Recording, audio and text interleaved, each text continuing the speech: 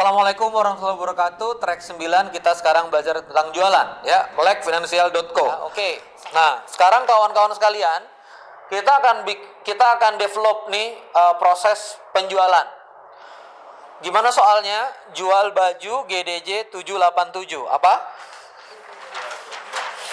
Jual baju GDJ 787 ya. Jual baju GDJ 787. Jual. Ya, jual GDJ 787. Berapa banyak? 10 pieces. 10 pieces. Jumlahnya berapa? Masing-masing berapa? 5 rupiah. Oke, berarti kalau 10 pieces 5 rupiah, uang masuk berapa itu? 50 rupiah. Oke, ya. Berikutnya GDJ 787 berapa? GDJ 1 GDJ 781. Yuk dibaca teman-teman yang belajar di video. 781 berapa pieces? 15 pieces ya. 15 pieces. Berapa 15 pieces masing-masingnya? 10 rupiah. Belinya apa? Cash. Belinya berapa? Cash. Berarti di sini 15 pieces 10 rupiah. Berarti berapa? 150 apa? Rupiah. Berarti dapat cash berapa nih Keke? 50 ditambah 150 rupiah. Berarti berhasil salesnya berapa? Salesnya berhasil berapa? 200. Oke, sekarang kita coba masukkan. Ya, kita coba masukkan.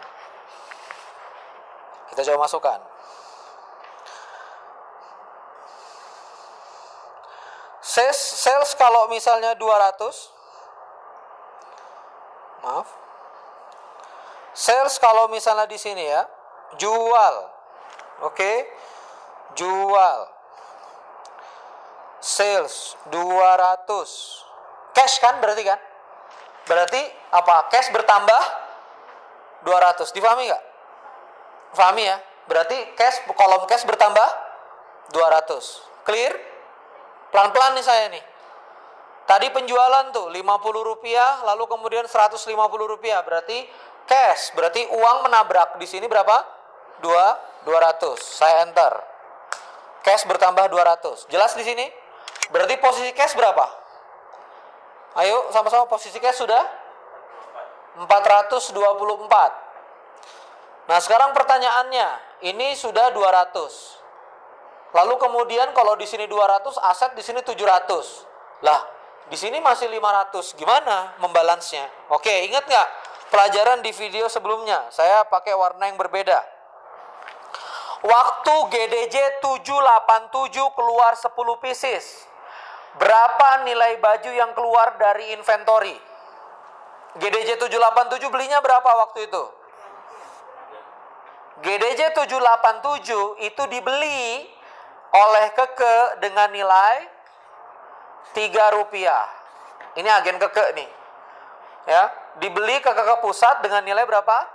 3 rupiah. Berarti kalau misalnya 10 piecesnya itu didagangkan, berarti nilai yang keluar dari gudang itu berapa? 30. Berarti nilai yang keluar dari gudang itu 30. Jelas sampai sini? Kawan-kawan yang menyaksikan ini ya, yang menyaksikan ini secara online, saya ulangi lagi, berarti GDJ 787 itu terjual 10 pieces, tetapi si 10 pieces ini punya nilai kan? Berarti nilai yang pergi dari gudang itu adalah 30 rupiah. Dan nilai yang pergi dari gudang 781 itu belinya berapa 781? Dulu. 781 itu belinya 7 rupiah. Berarti kalau 15 itu berarti 15 dikali 7. Berapa itu nilai yang pergi dari gudang? Berarti nilai yang pergi dari gudang 105. 105 ditambah 30 135 gitu loh. Jadi cara menulisnya, saya kembali lagi, benar bahwa cash masuk 200. Benar dong? Bahwa cash masuk 200, tetapi gudang itu kehilangan nilai senilai berapa? 135. Iya kan? Nah, sekarang lihat. Cash 200. Untuk mendatangkan cash 200, kita kehilangan barang di gudang berapa? 135. Akhirnya aset kita itu sekarang 565. Oh, makin banyak dong. Tapi kok di sini 500, berarti harus kita seimbangkan. Nah, masuk ke manakah itu? Langsung masuk ke earning 65. Balance? Balance? Nah, disinilah dibukukan yang namanya penjualan. Ya, dibukukan yang namanya penjualan. Seru nggak kalau klinik punya begini, Bu? Bengkel punya begini, 1 kali transaksi, terdata terus detak demi detak. Karyawan beli teh botol, ya, detak ini untuk karyawan beli teh botol langsung masuk tek. Langsung dia menyeimbangkan diri sendiri. Ini makanya namanya balance sheet. Coba lagi apa? Nah, yang ini namanya balance sheet. Jadi sekarang balance sheet-nya posisinya kayak apa balance sheet-nya? Nah, harus bisa digambarkan. Nah, jadi sekarang balance sheet-nya posisinya begini. Ale, masih ingat? Ale, coba ulangi. Ale. Cash-nya, berapa cash-nya sekarang? 420. Cash-nya 424. Cash 424. Inventory-nya berapa? 141. Origin-nya 500 dan sudah membukukan keuntungan 65. Jadi 565, 565. Balance? Balance. Mari kita bahasakan sekarang maknanya, ya. Mari kita sekarang bahasakan maknanya. Apa makna dari satu posting transaksi ini?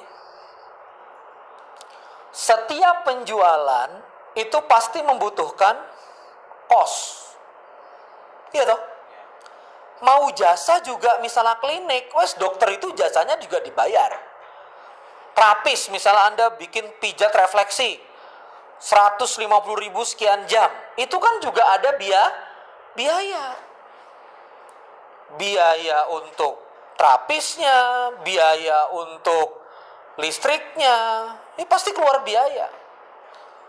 Nah, bisnis yang benar itu uang yang masuk, biayanya kehajar, selalu ada sisanya, itu yang benar. Artinya mencetak profit. Itu makna. Ya, itu makna. Jadi masuk 200, 135 ini yang kejual. Yang apa? Yang kejual. Yang keluar dari gudang. Iya kan? Kemudian ya, paham ya? Dan akhirnya di sini 65. Jadi satu tren ini adalah kelihatan ini proses profitnya. Pencetakan inilah bisnis. Maka yang kedua maknanya adalah, ingat nggak pertama tadi kita bicara substansi finansial, modal kerja makin besar. Coba ulangi. Aset makin besar. Berarti apa tuh yang makin besar kalau aset makin besar? Neraca makin besar.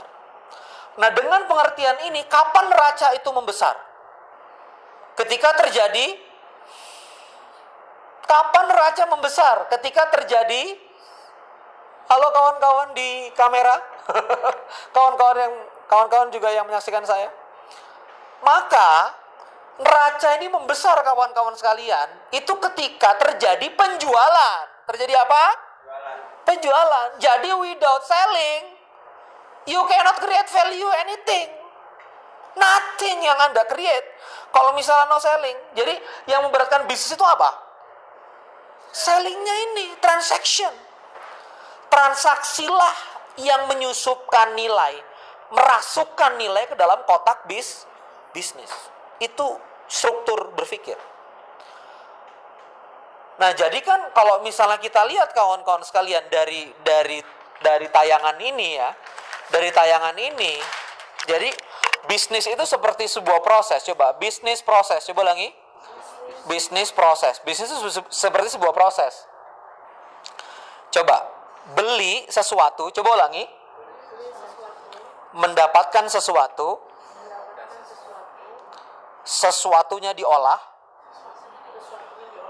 Dijual lagi. Untuk dapat rupiah. Gini kan? Keluar rupiah, dapat value. Value-nya dikasih lagi ke sana, lebih tinggi. Anda dapat rupiah lebih tinggi daripada si rupiah yang ini. Ingat nggak tadi nyetak buku? Nyetak buku 10.000, ya kan? Dapat buku 10.000, tapi di value gitu. Konten bukunya bagus kan, nyetak cuma sekedar nyetak. Tinta ditaruh di atas kertas, tapi begitu dikemas oleh penerbit, ada penulis, di marketing, dikemas, lalu kemudian dielaborasi, dia bisa dijual dengan value yang lebih tinggi. Datanglah rupiah tadi 100.000. Kalau bisnis model keagenan ini seperti apa? Dia bisa dapat barang murah karena dia beli banyak. Dia beli apa? Beli banyak. Dia dapat murah. Kemudian dia meretail satu-satu. Karena dia membantu orang, produknya sampai dari tempat yang jauh ke tempat yang lebih dekat. Itulah value-nya dia. Itulah manfaatnya bisnisnya dia. Akhirnya orang mau bayar. Clear? Satu postingan. Ini bahasanya kalau satu ayat ini di Quran ini dibahas dari 8 tafsir ini gitu. Ini satu postingan aja bisa sampai subuh nih, besok kita bahas panjang kemana-mana. Gitu ya? Jelas ya? Oke kawan-kawan sekalian, saya tidak berpanjang kata. Alhamdulillah kawan-kawan sudah belajar tentang bagaimana proses melakukan penjualan. Mohon maaf ya, melakukan penjualan. Jadi beginilah melakukan penjualan. Anda bisa create 200 rupiah, lalu kemudian inventory 135 dan earning 65. Ada yang saya lupa, berarti kalau barang hilang di gudang itu biaya. Ya kan? Barang rusak, nggak bisa dijual lagi, diambil sama karyawan, itu biaya. Karena ini inventory, ini harta Anda. Ingat, inventory ini harta Anda. Telur yang sudah Anda beli di dapur, harta Anda. Oke, buku yang sudah dicetak, letakan yang bagus, kalau basah nggak bisa dibaca, jadi kerugian. Itu harta. Maka dari itu pikirkan baik-baik, semua barang yang dibeli, semua berbagai macam yang Anda sudah terima, itu merupakan harta yang harus Anda jaga. Aset yang harus Anda jaga. Karena disitulah terjadi pertambahan nilai. Begitu saja, terima kasih. Wassalamualaikum warahmatullahi wabarakatuh.